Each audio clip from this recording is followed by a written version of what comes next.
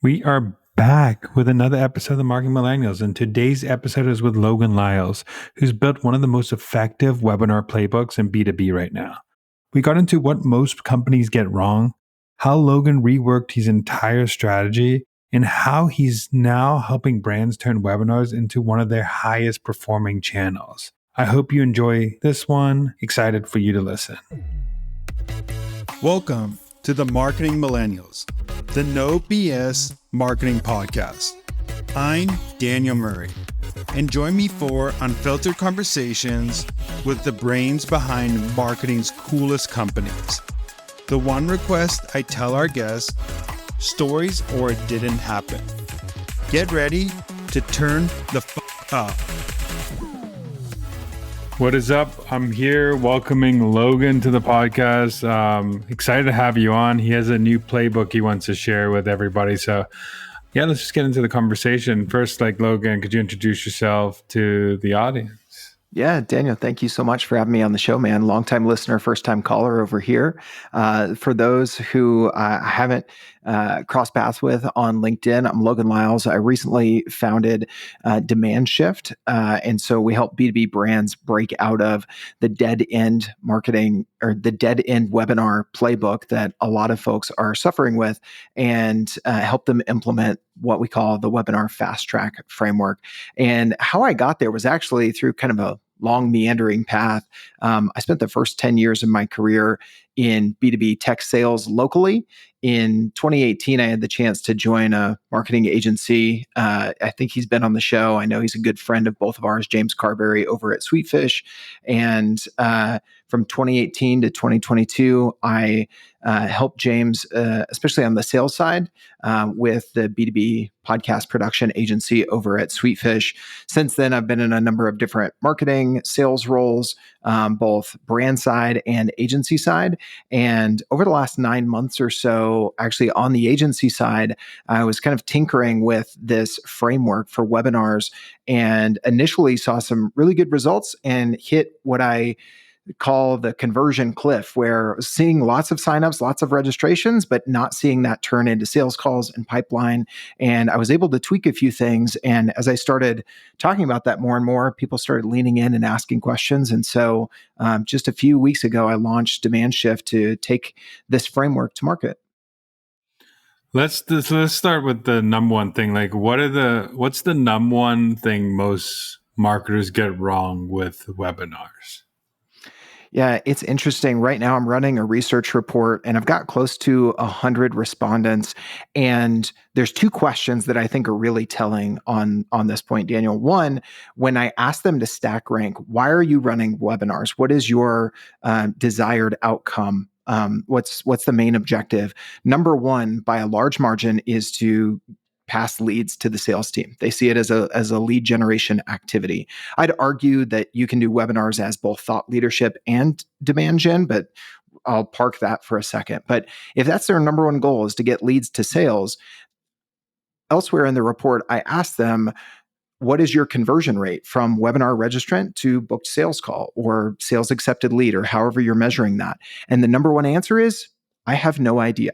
So that is where I see a lot of folks have a disconnect. And the first problem that they're having is they want webinars to drive leads, but they're not effectively tracking it. They don't have a system for converting webinar registrants into leads. I've played with a few things on how to actually do that we can get into, but I think that's the number one problem to answer your first question. A lot of people treat it as just like a activity to do in marketing, or everybody's doing it, so I should do it, instead of if you were going to run it like a Facebook or Facebook or Instagram or Reddit, like a channel, you would go into it with, here's the goal I'm trying to get, is it the KPI I'm trying to achieve. You wouldn't just go into it. And there's a lot of different, we can get into, there's a lot of different things that you could do with webinars. Like if your goal doesn't have to be leads right from that webinar, but if your goal is leads and you're not tracking it, then, or tracking it properly, you're doing something wrong. But let's get into let's go into where should I start. So I want to start running a webinar program, or virtual events, or whatever you want to call it. Yeah. Where do I even start?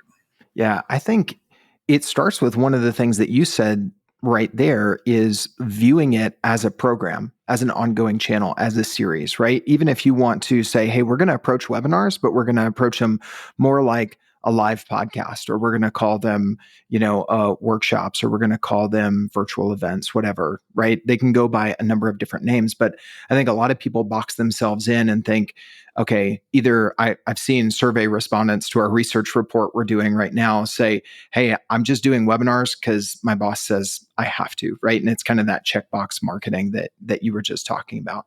I think the other pitfall is looking at, hey, I'm going to spin up a webinar. It's going to be this one-off thing. And it's going to be kind of this mixture of educational content, but it's going to be a pitch because we're just going to do it real quick and try and get some leads. And I think that's kind of missing the forest for the trees. So one of the things that was effective for me in the times where I've run effective webinar programs is to look at it as an ongoing series, to map out the content. If you're doing, monthly webinars, how do they tie together? What is the story arc that I can put together across multiple sessions so that when people finish the webinar, maybe there is a direct CTA to book a demo or start a free trial or whatever your call to action is. But there's also this built-in engagement of, hey, guess what we're going to cover next month? It's this, right? And that's how you not only build an engaged audience and you see more leads from your webinars, but going back to what we were talking about earlier, you can be using it for thought leadership and brand building and audience building while you're also using it for direct demand gen. So I think going into it, thinking about how can I do this as an ongoing series, whatever frequency makes sense for our team, and how can I tie those together so that they build on top of each other and interrelate so that you can build some ongoing momentum with a webinar series as opposed to a one-off thing you're going to try and do to see how many leads you can get with a quick hit. Yeah, I think if you're going to do webinars, you need to commit to doing them consistently and have some sort of type of thought leadership. Let's say thought leadership. I'm losing track of what I want, but like some sort of things you want to get into the market that is uniquely yours that a lot of other people could help, or like something that's connected to your products, that you're a demand gen tool, like having the best, like a series with the 10 best demand gen people could be a good one. What we do at the Marketing Millennials is we do ours all lead up to like our huge like virtual event. So like every one of them is like a part of what the larger virtual event, and what we do is pre-register, get people to register for that and the bigger event when we do the virtual event. So then the list gets bigger for the big event, and then that's where we normally will launch something big during that event. So all of it just kind of leads up to this huger event that we're doing. Dude, I love that. I've done a lot of ongoing series, but I haven't necessarily done it tied into, a bigger in-person event or a bigger, maybe multi-day virtual event. But I think there's a lot of power in, hey, you're already here. You're showing interest in this piece. This is actually part of a bigger thing that we're doing. Do you want to opt into that as well? And kind of that like double opt-in has been one of the tweaks that I've made with our webinar fast track framework that has actually led to people being able to connect webinars to more booked sales calls. And the way that I've done it is, hey, you're registering for this webinar. Let's ask a few more questions to kind of help us tailor the content for you. And then at the end of those follow-up questions in kind of a progressive survey is, hey, are you interested in booking a call with a team that specializes in solving XYZ problem that we've just been talking about, right? It is why you registered for the webinar. And by presenting that there, I saw a much higher conversion rate than the kind of typical framework of, hey, at the end of the webinar, you kind of throw the right hook or in some email sequence after the webinar that everybody's looking for. So sometimes there's a lot of power in kind of striking while the iron's hot, while you've got someone's attention. And you could use that to double opt in for a bigger event, or double opt in for, hey, maybe I am in market for a demo of whatever software product it is, or whatever the case might be. Yeah, and I also think people underestimate you can use like the registration path to pre-vet as someone comes into that. A lot of people don't use the registration path to pre-vet someone. Yeah. Have you guys done that? Oh yeah, we do it all. Like we always do it all the time. Like, are you interested in this or this? Or like a question like, are you trying to is like this your biggest problem? Yeah. Like say something. So you can kind of segment people based on not only their demographics, but what's their biggest pain point right now? What's their biggest interest? Also, I think people underestimate that the reason I like doing webinars is not necessarily for like sales, but it shows intention of your audience in a deeper way than like a click an email, click on an ad, because you're taking them down to something that they want to attend of yours. So if you can get someone to attend an event, it shows like that cohort of people, like you build a list of people who have attended events, usually a more like will convert more down funnel for sales than the people who have in your email list who might not take another action to download something or attend something of yours. Yeah, because I mean, you look at the people who take the time to register, then the 30 to 50% typically that take the time to show up for a virtual event or a webinar, like they've overcome some friction to take those actions. So you can, that's true intent data, right? I want you to walk us through like your webinar fast track framework. Like, what are the key pillars of that framework? Yeah, absolutely. So to me, there are a few key pieces. The first part is the promotion. So thinking about how are we going to get people to the webinars. And when I started out doing webinars, I was kind of doing the same playbook. Email our existing list, then running some organic social posts, and then maybe some paid social posts, and that was really it. And I actually found that like 2 additions to those, you're still using those as the core, but 2 additions that a lot of people aren't typically using for webinar promotion can really help in this first area of driving more registrations. The first was finding partnerships or even paid placements in industry newsletters. So if you've got someone who has an engaged audience of a newsletter or a community, either doing paid ads in those channels to promote your webinar, or collaborations, right? It could be pay to play or not. But I found that really, really effective. I started partnering with my friend Marketing Max, who has a large email list for his CEO report and Growth Daily. Both of those newsletters total, I think, something like 115,000 subscribers, which to me is a lot. So some people, maybe that's not that big. But I started working with him to put ads for our newsletter, for our webinars in those newsletters. And I saw my registrations jump up quite a bit just by adding that new tactic. And then the other one has actually been cold email. So a lot of people think, hey, if I'm going to promote my webinar, I've got access to my email list and that's pretty much it. If we're running cold outbound over here, that is usually straight with a direct ask or demo request, or, going for the right hook of the sales call. So I started actually blending those and running cold email campaigns to targeted audience with just the content offer of, hey, we're hosting this webinar. This is what it is. This is the only ask, no straight up sales ask on the front end. And I saw as much as 40% increase in my registrations and signups by adding cold email to the mix of my promotion on the front end. Yeah, I think you can only rely on your like existing like list, or if you're gonna do something, you also need to bring other people into the mix and figure out I always get confused when people put out such great pieces of content and they forget that like that's only 50% of the job or less of the job, or less. And the rest is say like the same getting thing, people. man.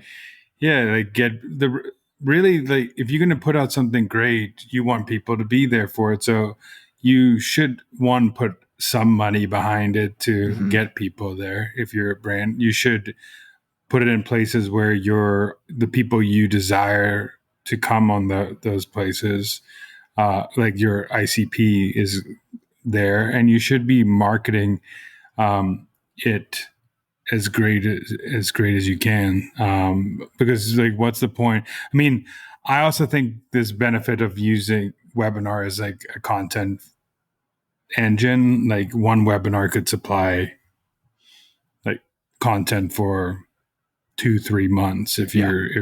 if you're you're doing it doing it the right, correct way. absolutely. Yeah, but like I said, I'd never get why people don't invest in one. Well, we can go into this next. Like, I think promotion as well. One thing I see people doing really wrong with webinars, but I want to see if it's in your playbook, is how they set up like the title, like the description. I feel like every webinar these days look the same. So like, what in your framework is different than what other people are doing? Yeah, and some of this I've been experimenting with, and it's right along the lines of some of the things you're saying. So, one, there's usually not a whole lot of thought given to the title, right? And you talk to people who are in B2B or outside, when they think about YouTube, they think about title and thumbnail as two of the biggest things of how they're going to package that YouTube video before they even get into all of the rest of it. How are they going to promote it? Even scripting the video and those sorts of things. Like, what is the package? And I think spending more time on that, because let's talk about both of those, the title and the graphic, right? For a webinar. Typically the title isn't outcome based. It's not written like a YouTube thumbnail to entice some curiosity or maybe some fear, right? I see these boring webinar titles where, there's no number, there's no outcome, that sort of thing. And so I think part of my framework has been to write an initial title and then iterate on that 10, 20 times to really hone it in, much like a YouTube strategist would for their titles and their videos. The second piece is then the thumbnails. What do most webinar thumbnails look like? Like, Daniel, I'm sure you and I and a lot of the listeners have the same thing in our head, right? The little circles with the speakers and maybe the titles on there. And then we've got both company logos or at least one company logo. And then taking up a lot of space is the time, the date, the join, the Zoom or whatever webinar platform is. And I've started taking a lot of that out, even taking oftentimes the time and date off of being prominent on the landing page, because it's not really adding a ton of value. Because when most people decide to register for a webinar, at least for me, I'm not necessarily like checking my calendar to see, oh, is this a good time for me to attend? I'm saying like, hey, is this content going to be valuable? I'm just going to sign up. It's going to throw it on my calendar. And if it's at a good time, I'll try and show up live. Or if I'm really interested, I will. Otherwise, I know I'm going to get the recording, that sort of stuff. And so two things on this point. I've started designing webinar graphics, more like YouTube thumbnails to increase click-through rates. I'm actually partnering with a YouTube thumbnail designer on a series that I'm doing right now to see what that lift is going to be on a certain series. And then with the landing pages, I've stopped leading with, hey, here's the time and the date and how you join and that sort of stuff, and really optimizing the copy on the landing page to be short, punchy. What are you going to get out of it? What is the outcome that you're going to get from this content of the webinar? And try and summarize 4 to 5 key takeaways and really have that front and center, as opposed to like the big typical graphic with the small faces and the date and time way too large. I mean, that's amazing. I would say 99% of webinars don't do that. And I also think rarely people care who the people are speaking are. I mean, that's a hot take, but it really, like, unless you have a huge name or someone from like a huge company, rarely they're going to really care. And people like put these people's faces, like we were supposed to know who they are. Really, they're trying to go for the problem they're trying to solve, or like, I want to figure out this. Having the people there are good in the description and having them in part of it so people know who they're learning from. But they first going to look at problem. They're not going to be like, oh, unless you have like a huge name speaking, they're not going to be like, oh, this random person, Yeah. I want to hear from them. I completely agree with you. Like it has a spot, maybe it's all on the landing page, but it's more like lead with the problem. What are the things that they're going to get from it? And oh, by the way, it's kind of like your social proof on a landing page or on a website, right? Of like, oh, by the way, here's who's presenting on this and why they're the person speaking about it, right? But like that's down here for anybody watching video, right? Not way up here at the top like we normally do with our webinar graphics and landing pages. Yeah, and the promotion could have some like promotion. You can layered story tell, all that thing. I think the next question I have is, I know a lot of people, so they get to say, could be good depending on your, like, say you got 100 people registered for your event. What are some ways to improve like people coming to that event? Because you want people to register, get the email. You can build an email list with that, but like, how do I get people to show up at the time of that event? Yeah. So to me, I don't think I did a good job earlier of kind of talking about all parts of the framework. So we're kind of jumping to, I think, number 3, which is fine. But I think about promotion. I think about the sign up flow. I think about how you deliver a quality live show and then how you repurpose and amplify. And so we're kind of in a mixture there of like 2 and 3.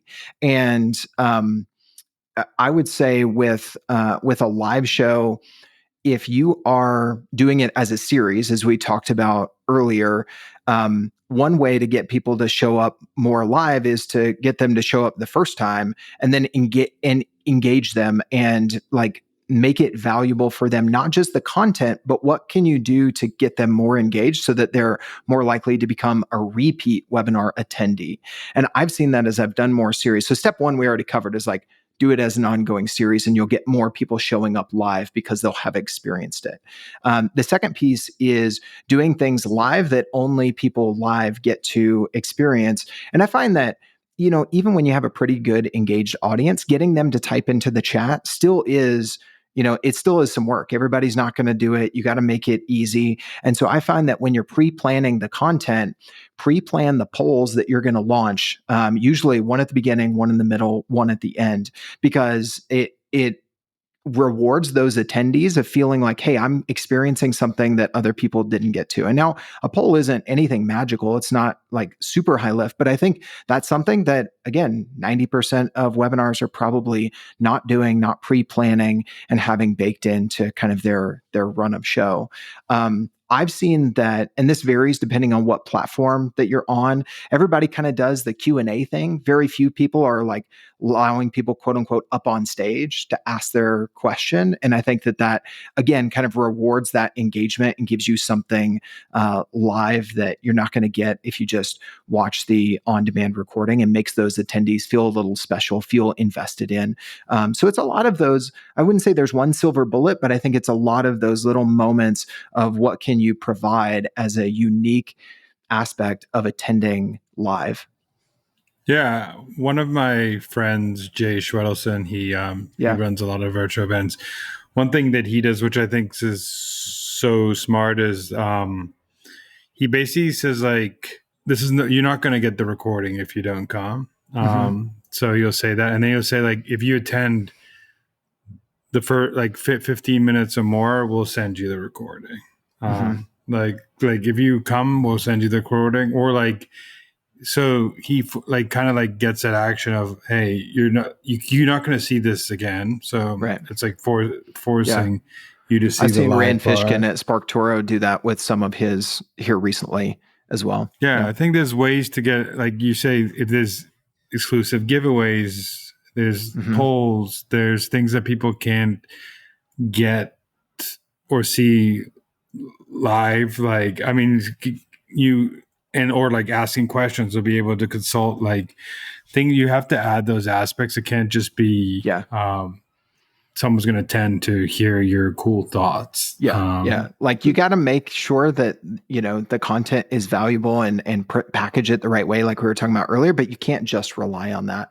One thing I'm doing with one of my clients right now where I'm running their webinar series for them is we started talking about what is a unique offer that you can bake into the webinar only for live attendees. And so they're a video as a service agency. And one of the things that they often do for qualified folks that are considering their services is they either do an audit of their video strategy or they offer one free video. And so we were talking about like, how could we use that to say, hey, the first there's going to be this value added free giveaway that's not just content, it's actual service, either consulting or some actual work. And it's going to be open to the first 5 people who book. That's only going to be available during the live session. So you can play around with different things like that as well. I think, I mean, it's all playing around, but I do think starting from the beginning, what you said is I have something consistent that don't just do a webinar and then forget to do another webinar or just do it in a random, like keeping people, it's just like content in general. People expect a certain thing at a certain time or a certain part of the month, or you do it once a month. Like people start expecting those things and it becomes habitual to them instead of I don't know when you're going to do your next webinar or things like that. So I know we're skipping around. So promotion, is there anything you want to go down on like the reg path that people could do differently to help them this here? To me, and it sounds like you're doing a little bit of this too, Daniel. So that's encouraging for me to hear because I rarely hear of people doing what I call a 2-step sign up. And this to me was one of the key unlocks. I went from running webinars where I was getting 250, 300 registrants per webinar, which to me was an increase over what I was kind of expecting and kind of hovering in the 100 range. And so I was seeing more registrants, but I wasn't seeing that turn into pipeline at all. And that was my goal, or at least one of my goals in this instance. And what I did was I implemented this 2-step sign-up process. So I would have a landing page that I custom built. I wouldn't drive people just to the Zoom registration page because you have very little control over, what that looks like, what you can do after someone submits, those sorts of things. So I started building custom landing pages that integrated with Zoom and would register them. And then as soon as they submitted, it would redirect them to a survey type form. So think of like Typeform or a progressive form on HubSpot or High Level or something like that, where you can kind of present one question at a time.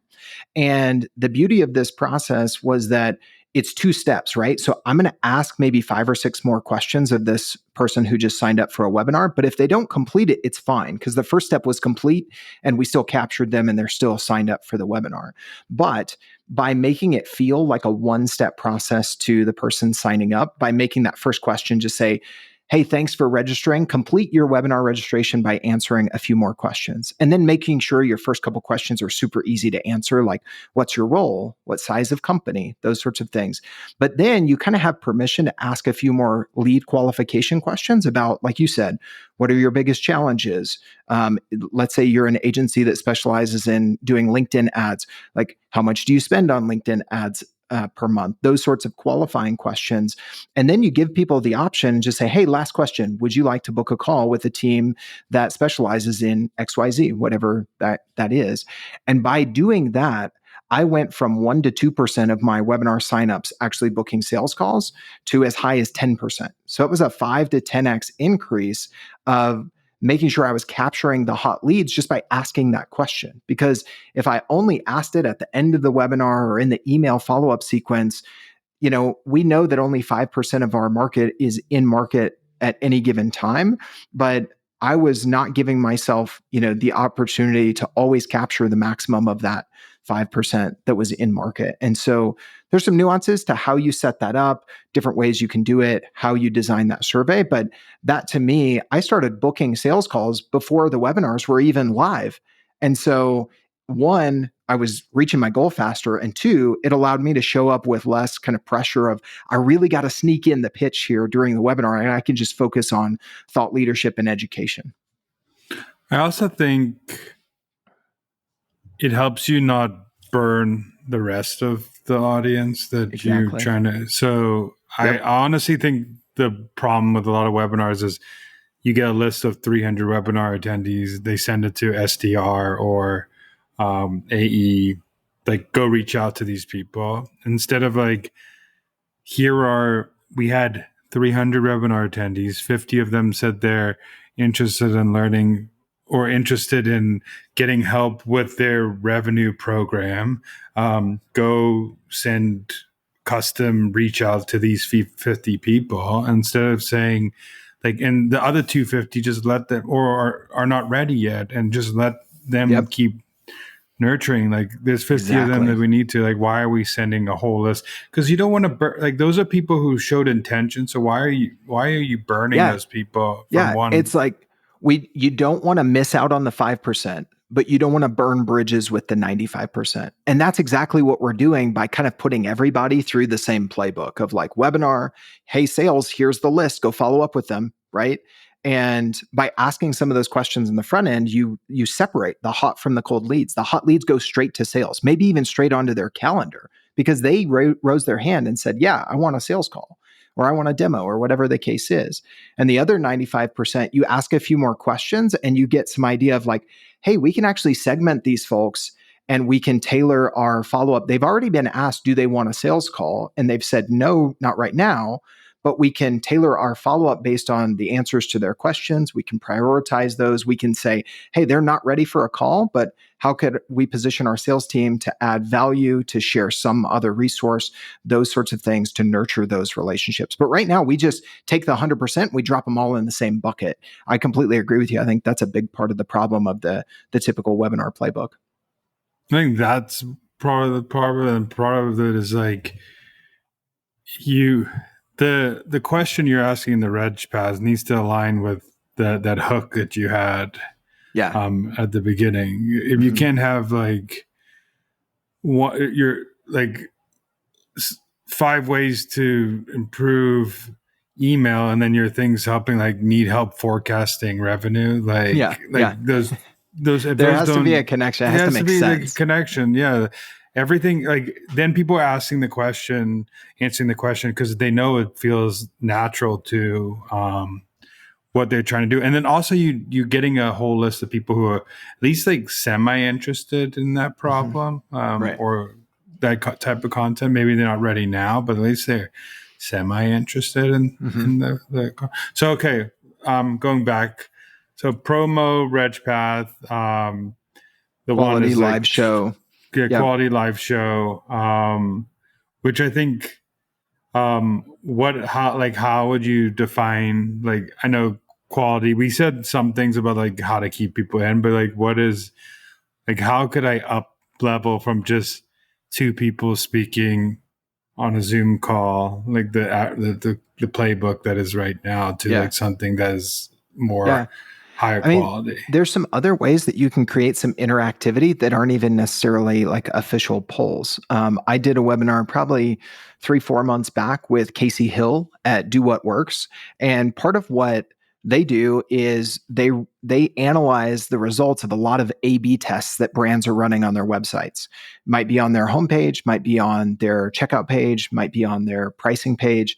And they have a lot of this data and they can see the A/B test and they can see which one won. So instead of just like breaking down these examples and talking about best practices, we actually brought up, hey, here's a test that Shopify ran. Here's a test that Asana ran. And we had people vote in the chat. Which one do you think worked, A or B? And that created a lot of engagement by kind of doing that like live interaction, a little bit different than just like a poll, right? Of like, hey, where are you at with your demand gen efforts, and kind of rank 1 to 5. But it was actually like they were involved in the content. So that was an interesting one that I found was helpful. And one of the other things that we did is we had a few slides, but I think that slide decks are kind of overdone in webinars. Like if you're watching a podcast on YouTube, you don't expect people to have a slide deck. And so I think part of what you can do is ditch the slide deck, only have visuals when you really need it, and treat your webinars more like a live podcast. And the benefit of having video is, they can see you. And if you need to bring up something that is a quick example, or you're visualizing a framework or something like that, then bring that up then. So those are kind of one specific example and one kind of broader strategy that I've been using for the live shows too. Okay, promotion, Reg Pass, live show. Is there any then step after that people are missing? Yeah, I think it's the repurposing and amplification, going back to what you and I were talking about earlier. And I think the natural thing here is to think about repurposing the content, and we can talk about that. And I think that is a big miss. But I think there's also a missed opportunity to say, hey, we run webinars and we do them once a month right now. We typically get 250 people to register. This one, we got 500 people to register. That was great, but then it just sits on the shelf and you don't do anything to drive traffic back to that highest engaged webinar. And that's where I think, going back to your point about promotion, is like, you should have a promotion engine for your highest performing webinars that are now on demand. And they get, the same, even if you're promoting them on demand, you can still have that split reg path and the two-step sign-up process to segment your hot and cold leads. But you're getting more of those people in because you're doubling down on content that your audience said, we want more of that. So I think a lot of people, if they're running a series, they just, oh, that hit. How do we replicate that? Maybe we don't have to reinvent it. Maybe we can just re-promote that same thing in different channels or in different ways to get more people to consume that version on demand. So I'm curious your thoughts there, and then maybe we can talk into like repurposing and repackaging the content. Yeah, I mean, one thing on repurposing, I think that I'll go into like a high level, is I think webinars, podcasts, it's hard to write 40 plus minutes of words. Like, just think how many blog posts you have to write up 40 plus minutes of words. So now with AI, you can digest so much more content by putting out webinars to create more content. And also you're utilizing most of the time like other people's expertise to even add more expertise to your content. So now you're even creating more. So to be able to feed AI a transcript of like 30 plus minutes of solid content that you can use forever, that you could use in your marketing frame, that you could reference in other pieces that you do, that you could do spin-offs of, that is invaluable. So I think that's where I see like the biggest, it's hard to write, even writing like news, it's hard to write all these things. So to be able to speak and transcribe I think is the biggest unlock when it comes to these like virtual things or podcasts or whatever you're doing with guests. Yeah, absolutely, man. Because if you've been intentional about what is this content serving, what problem is it helping solve, how is it structured, which you had to do, right, to show up and add value for a podcast or a webinar in the first place. AI isn't great at, I'll use one of the things you mentioned earlier. AI isn't going to develop your brand point of view. AI isn't going to develop out of scratch a narrative that you're going to be able to take to market, right? But if you've spent time developing those things and you're breaking those down into pieces of content, like a 30, 40, 60-minute webinar that build and speak to that larger narrative and unpack your POV. AI is really great at summarizing and organizing that information if you give it the right guardrails. I've done that quite a bit. I actually downloaded all of my LinkedIn content. A lot of people don't know you can do this. You can go and request all the downloads of your LinkedIn content, all your connections, all of the posts you've ever written, that sort of stuff. If you've been active on LinkedIn for a long time, like you and I have, Daniel, I would suggest you do this. You can actually take that and then go and feed that to ChatGPT and say, hey, here's how I write. Build me a custom prompt so that I can train a custom GPT how to write like me. And so you don't have to take a ton of the time to think about like, what is my brand voice? How do I write? Those sorts of things. So I think a tweak like that I got from my buddy Dan Sanchez can be really helpful if you are thinking about, how do I take this live or asynchronous video content and turn that into written words that actually do sound like me. Yeah, I think, I mean, AI is only good with content. Like it's good. I mean, it's Yeah. great, but You got to feed it with context. Your Yeah. context is what takes it to 100%. the next level. And it also, you could do is like help you if someone is really active that and you say you are using someone else who's on LinkedIn, you can help pre-write a post for them and that's in their voice so they could Yes. reshare content. So there's a lot of things you could do with that. But I think like everybody says repurpose, but not many people actually do it. It's just it's such an unlock to just keep like not having to keep thinking ideas over and over and over and have posts that are that are fitting your narrative. Yeah. But like again, it goes back to starting with what is the hook of this webinar and how does it align to what we're doing as a brand? Yeah, you've definitely got to start there. And, a lot of, it's funny, you see the marketers on LinkedIn that have the tagline of like arts and crafts department, but we call it marketing or whatever, right? And a lot of us joke with that who come up from more the creative side. We don't want to put constraints. We don't want to put too much process, but I find that the more that you give yourself those constraints, the more actually creative you can be. So if you set up a system to say, hey, we're going to run a monthly webinar, we're going to turn that into a blog post. We're going to pull, 10 to 12 video clips from it. But wait, it doesn't have to start there or stop there. We could have a structure to it. Like one thing I love about a lot of the stuff you guys do at Marketing Millennials, Daniel, on your different channels is do funny memes and GIFs. So what if you had a process that said, hey, we're going to think about how do we create a meme out of 5 different points that we made in the webinar? Like, why couldn't we do that, right? Everybody stops at repurposing of turning it into a blog post and chopping clips for social. But you could think about how do we actually feed the transcript of that webinar into ChatGPT to have it help us write an engaging script for a 5-minute YouTube video. And if we made our webinar graphic look like a YouTube video, now we can combine those. Like, so all of these things can work together in your process, but it just takes some pre-planning for it to actually, run super efficiently. Is there any else in the process you want to add for people who are trying to run webinars today? I know we went down from all the way from thinking about the hook to the reg path to the actual show to repurposing. Is there any other like key things that people are missing that need to know?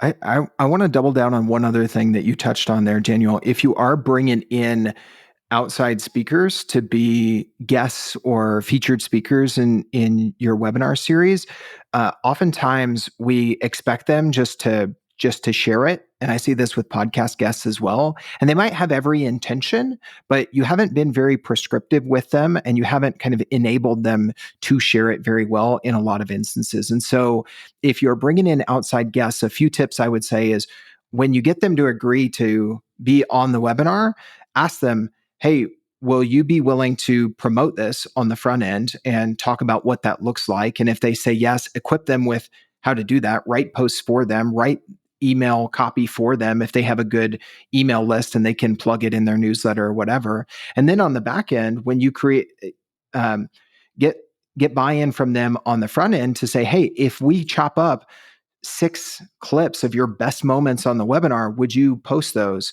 And they might say yes, they might say no. If they say yes, they then ask like, hey, could we pre-write some copy for you so you don't have to do it from scratch? You probably tweak it, but maybe it'll get you 75% of the way there. Like if you have outside guests and partners who are helping you produce the content, bring them into the promotion and the amplification and repurposing on the front and back end, and think about how could I build a process to make it easy for them. So when they say yes, say, great, here's how that'll work.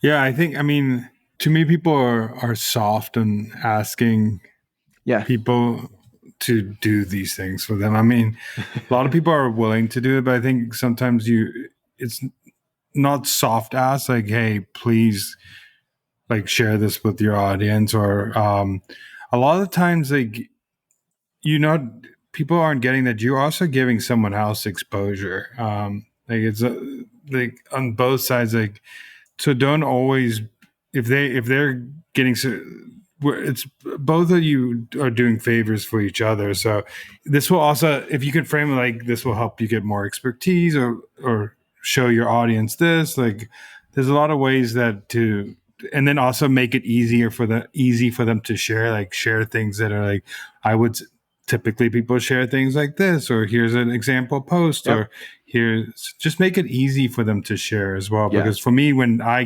people will send me, share this clip, and I'm like, first of all, like, could you have give me like a little options, maybe clips that I would want to then fit some narrative that I'm trying to say. I don't just share things just to share things. And I'm not just saying that to be like, because sometimes I don't look good in the video, or I don't care about, I don't want to share. Like, there's a lot of things like, you're going to make me look like the star. Yeah. So lastly, I want to ask you, because I ask everybody on this podcast, what's a marketing hill you would die on?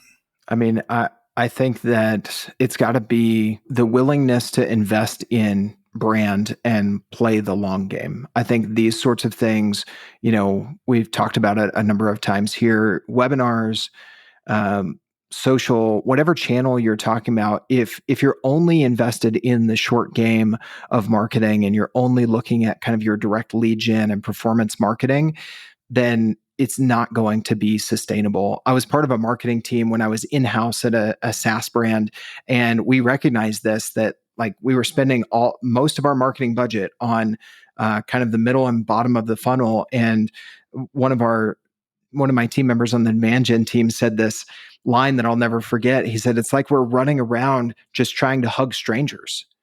Right? Like, we're asking for the hug, we're presenting the proposal, and these people don't even know who we are. We haven't spent time brand building. And so at times I think you could go too far. You could just try and, build the brand and never ask for the sale, never make it easy for people to say yes to you and get further down the funnel. Like, there's an old Irish proverb that for every mile of road, there's 2 miles of ditch. And I think there is a ditch on both sides of, not making it clear how people can buy from you, or just running around and saying, hey, do you want to buy from us right now?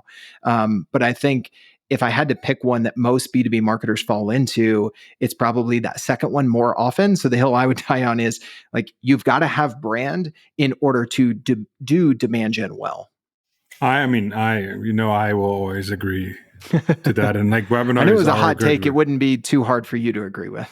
It is a hot take though for most, but I think it also all depends where you are, like what phase of the company you are at. Like, right. It all depends of that as well. But yeah, I think if you're trying to, like, your first goal is to build trust with your artists, and how do you do that? Through expertise, through like showing up for them, for not just asking the first time. Also, we said this before at the beginning, it's like, how are you there's ways to track this, like have webinar specific tracking that's like, okay, is this the first time registering? Is this the second time registering? How many have they attended? How long did they attend this webinar? Like, you need to have like detailed of like what these people, like, what did they say in the reg path? Like, you can't just say registered or not registered, or like attended and not attended, and then say that's that is your like only table stakes. We've got to get beyond that if we want this to be effective. Exactly. So like, you treat someone who's the first time versus the fifth time differently. Exactly. So it's, yeah. Well, thank you so much for coming on. Lastly, where can people find what you're doing? Yeah. So 2 quick ways. You can find me on LinkedIn. I'm pretty easy to find, Logan Lyles, LoganLyles, or you can check out my website at DemandShift.co. Well, thank you so much for coming on. I appreciate it.